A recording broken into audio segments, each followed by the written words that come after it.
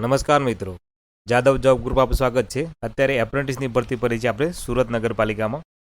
તેમાં તમારે 800 જગ્યા જેટલી પડે છે. તેમાં તમારે લાયકાત શું છે, કેટલા વર્ષ સુધીના લોકો ફોર્મ ભરી શકે છે, લાયકાત શું છે એની બી માહિતી અંદર આપણે આપેલી છે. કોની અલગ અલગ જગ્યાઓ એપ્રેન્ટિસ પ્રમાણે જગ્યા પડી છે એની બી માહિતી હું તમને અંદર આપીશ. કયા કયા જિલ્લામાં ભરતી આવી છે અને કેટલી કેટલી જગ્યાઓમાં ખાલી છે. ટોટલ જગ્યા છે આની અંદર આપણે 800 જગ્યા છે અને 800ના અલગ અલગ વિભાગમાં ટ્રેડ પ્રમાણે જગ્યાનું ફાળવેલી છે. તો એ પ્રમાણે હું તમને માહિતી આની અંદર આપી દઈશ. સુરત નગરપાલિકા દ્વારા એપ્રેન્ટિસની જે ભરતી કરવામાં આવી રહી છે ત્યારે એ ભરતી વિશે આપણે માહિતી અત્યારે જોઈશું. ખાલી જગ્યાઓ દરેક ટ્રેડની કેટલી છે, તો જે આપણે અલગ અલગ ટ્રેડ છે દરેક ટ્રેડની આપણે અલગ અલગ ખાલી જગ્યાઓ કેટલી કેટલી છે એના વિશે આપણે આમાં માહિતી અત્યારે જોઈશું. હવે તમે જોઈ શકશો અહીંયા નંબર બી આપેલા છે. આપણે આખું ટેબલ બનાવેલું છે આનું. એપ્રેન્ટિસ ટ્રેડનું નામ, સંખ્યા, તાલીમ સમય, સ્ટાઇપેન્ડની રકમ અને શૈક્ષણિક લાયકાત. પહેલું જ છે આપણે નંબર 1 ઇલેક્ટ્રિશિયન. તેમાં જગ્યા સંખ્યા છે 60 લેવાની છે. તાલીમનો સમય છે 1 વર્ષ અને સ્ટાઇપેન્ડ મળે તમને 8,050 રૂપિયા. આઈટીઆઈ ટ્રેડ પાસ હોવો જોઈએ ઇલેક્ટ્રિશિયન. પછી બીજા નંબર છે વાયરમેન. તેમાં સંખ્યા છે 120, તાલીમનો સમય છે 1 વર્ષ અને સ્ટાઇપેન્ડની રકમ છે 8,050 રૂપિયા.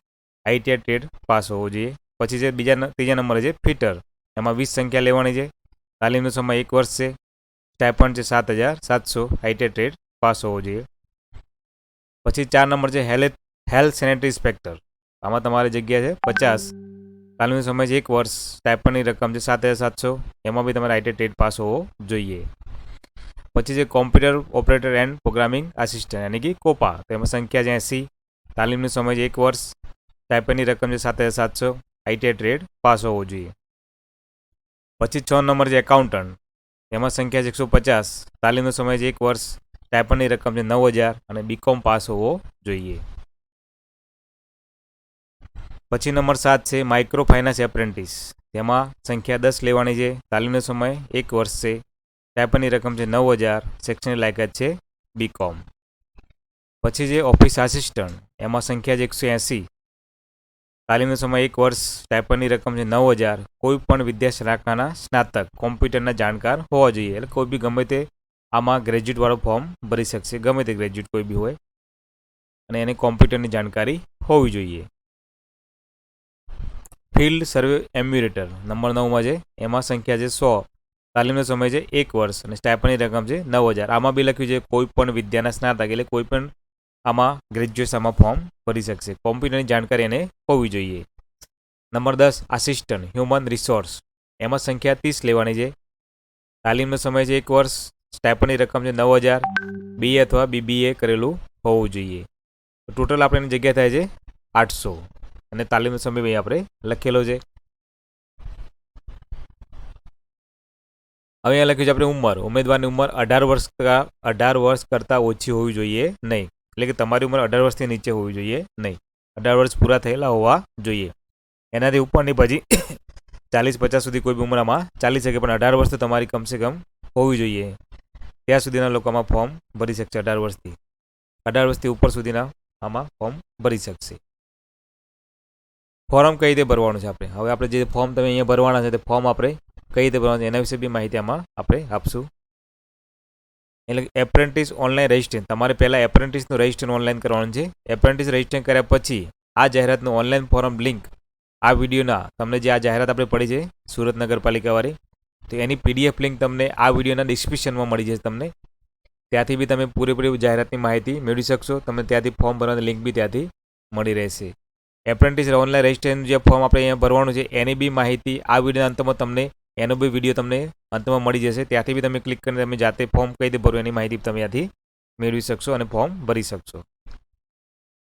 ફોર્મ તમારે કોને મોકલવાનું છે. હવે આ તમારે જે ફોર્મ છે તે ભર્યા પછી તમારે કોને મોકલવાનું છે. તો અહીં લખેલું છે આપણે આ ફોર્મ ઓનલાઈન હોવાથી આ ફોર્મ આપણે ઓનલાઈન ભરવાનું હોવાથી મોકલવાનું થતું નથી.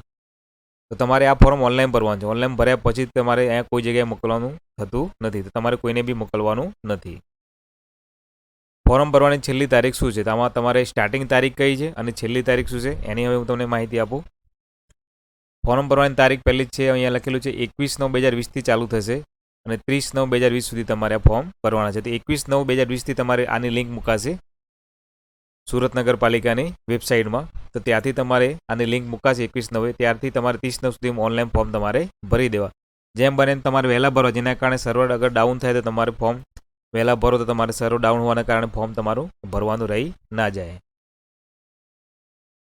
આ ફોરમ અને જાહેરાતની સંપૂર્ણ માહિતી, આની જે જાહેરાત છે અને એની સંપૂર્ણ માહિતી પીડીએફમાં આપણો જે વિડીયો છે અને ડિસ્ક્રિપ્શનનો તમે નીચે ત્યાંથી આપેલો છે, ત્યાંથી તમે મેળવી લેવી. જાહેરાતની વેબસાઇટ અહીં આપણે આપેલી જ છે. આ વેબસાઇટ અહીં લખેલું છે તે www.suratmunicipal.gov.in ઇન્ફોર્મેશન રિક્રુટમેન્ટ. તો આ પ્રમાણે તમે લખશો તો તમારી વેબસાઇટ આખી એમાં ખુલી જશે અને ત્યાંથી તમે ઓપન કરીને તમે ફોર્મ અહીંયા ભરી શકશો. એપ્રેન્ટિસ ઉમેદવાર માટે સામાન્ય સૂચનાઓ. હવે તમારે સામાન્ય સૂચનાઓમાં લખેલી છે, મેં થોડી ઘણી સૂચનાઓમાં લીધી છે. બીજી સૂચનાઓ મેં તે પીડીએફમાં મૂકેલી છે, ત્યાંથી બી તમે જોઈ શકશો. એટલે કે પહેલું છે આપણે સુરત નગરપાલિકા એપ્રેન્ટિસ તરીકે અરજી કરતા પહેલાં સૌ પ્રથમ દરેક ઉમેદવારે અહીં લખેલું છે apprenticeIndia.org પોર્ટલ ઉપર તમારે એપ્રેન્ટિસ તરીકે રજિસ્ટર કરવાનું. પહેલાં રજિસ્ટર નંબર તમારે જનરેટ થઈ જાય પછી એ તમારે અરજીપત્રકમાં જે ઓનલાઈન ફોર્મ પાછું જે આપણે ભરવું પડશે સુરત નગરપાલિકામાં, એમાં તમારે આ એપ્રેન્ટિસ રજિસ્ટર નંબર તેમાં નાખવું ફરજિયાત છે. એ નંબર નાખશો તો જ તમારું ફોર્મ ભરાશે ને કે ભરાશે નહીં. તો એના માટે મેં તમને વાત કરી કે આનો વિડીયો બી આપણે આ વિડીયોના અંતમાં તમને મળી જશે. ત્યાંથી બી તમે ક્લિક કરીને તમે એપ્રેન્ટિસનું ફોર્મ કઈ રીતે ભરવું એની માહિતીનું આખું વિડીયો આપણે ત્યાં મૂકેલો જ છે, ત્યાંથી બી તમે ભરી શકશો. બીજું કે એપ્રેન્ટિસનું જે ફોર્મ છે એની અંદર તમારે આધાર કાર્ડનું વેરિફિકેશન કરવું ફરજિયાત છે. એટલે તમારે એપ્રેન્ટિસ ફોર્મ ભરો ત્યારે તમારે આધાર કાર્ડનું જે નામ છે અને તમારો જે એનો નંબર, તો એ તમારા ફોર્મ ભરતી એની પ્રોફાઇલમાં તમારું જે નામ છે એ તમારે આધાર કાર્ડ પ્રમાણે લખવાનું, તો જ તમારું વેરિફિકેશન થશે, નહીં વેરિફિકેશન થશે નહીં.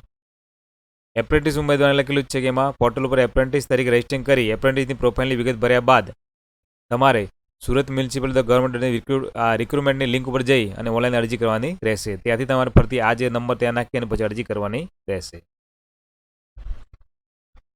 અરજી તમારી માન્ય થઈ છે કઈ રીતે જાણ કરવામાં આવશે, તો તમને તમારી અરજી તમારી જે તમે મોકલાવી એ તમારી માન્ય થઈ ત્યારે એ લોકોએ તમને મેરિટમાં લીધા છે તો એની જાણ તમને કઈ રીતે કરવામાં આવશે.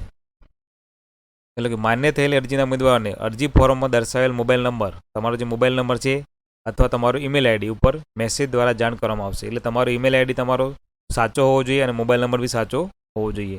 તેના દ્વારા તમને આ બંનેમાંથી કોઈ બી જગ્યાએ તમને જાણ કરવામાં આવશે કે તમારી અરજી માન્ય થઈ છે અને તમારા જે ડોક્યુમેન્ટ છે ઓરિજિનલી તમે લઈને આવો અને એની ચકાસણી કરાવો, તો તમને આ રીતે જાણ કરવામાં આવશે.